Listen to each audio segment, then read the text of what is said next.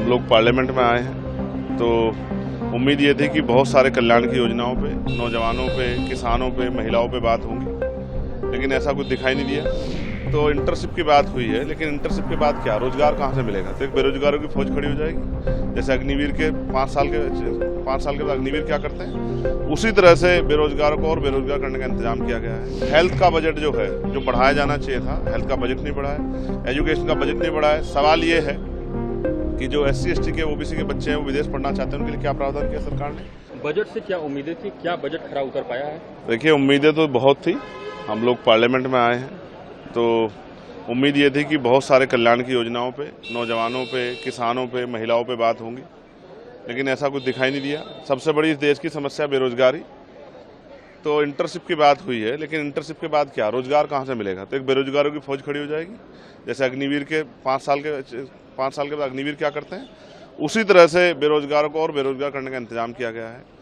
महिला कल्याण पे जो बातें हुई हैं सुनने में बहुत अच्छी हैं, लेकिन भारत में कामकाजी ज़्यादा महिलाओं की संख्या है, घरेलू महिलाओं की। तो घरेलू महिलाओं की रसोई कैसे जो है अच्छी हो और उनका घर जो उनके बजट के दायरे में कैसा है, इसके लिए कोई जो है महंगाई पे कोई लगाम नहीं लगाई गई है। किसानों के लिए बहुत बड़ी बड़ी बातें हैं, लेकिन किसानों के लिए जो मेन प्रायोरिटी थी उनकी, जिसके लिए वो 17 महीने आंदोलन करते रहे, 700 किसान जान गई, MSP की गारंटी पे सरकार ने कुछ नहीं कहा। साथ साथ हेल्थ का बजट जो है, जो बढ़ाया जाना चाहिए था, हेल्थ का बजट नहीं बढ़ा है, एजुकेशन का बजट नहीं बढ़ा है। सवाल ये है कि जो SC ST के OBC के बच्चे हैं वो विदेश पढ़ना चाहते हैं, उनके लिए क्या प्रावधान किया सरकार ने? SC ST OBC के लिए जो कोई कल्याणकारी योजना मुझे पूरे बजट में नहीं दिखाई दी। साथ साथ आज भी विकसित भारत की बात हुई है, हेल्थ जो है वो प्राथमिकताओं में नहीं है सरकार की, क्योंकि जो सूची उन्होंने दी है नो विकसित प्राथमिकताओं की सूची, उसमें नहीं है हेल्थ। और आज भी अगर भारत में गटर में लोग जान दे रहे हैं और आज भी जो है भारत का मतदाता गटर में उतर रहा है, तो सफाई कर्मचारियों के लिए क्या किया आपने? सफाई कर्मचारियों के लिए अलग से बजट की व्यवस्था होनी चाहिए थी। और इससे समस्या से, राष्ट्रव्यापी समस्या जो गटर की है, इससे निजात दिलाने के लिए आपको जो है एक अलग से बजट की व्यवस्था करनी थी।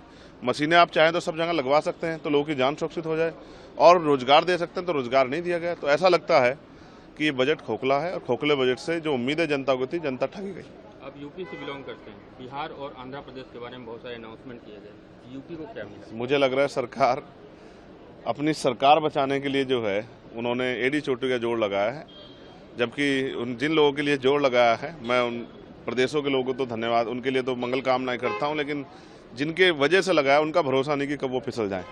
तो ऐसा लगता है जैसे पूरा बजट सरकार बचाने के लिए। यूपी में बताइए क्या दिया है, केरल में बताइए क्या दिया है, पंजाब में बताइए क्या दिया है, बंगाल में क्या दिया है। तो ऐसा लग रहा है कि सिर्फ भाजपा डर में है और वो सरकार बचाने के लिए अपनी कमजोर जो है वो सदन में महसूस हो रही है। बजट में भी उनकी कमजोरी देखी गई।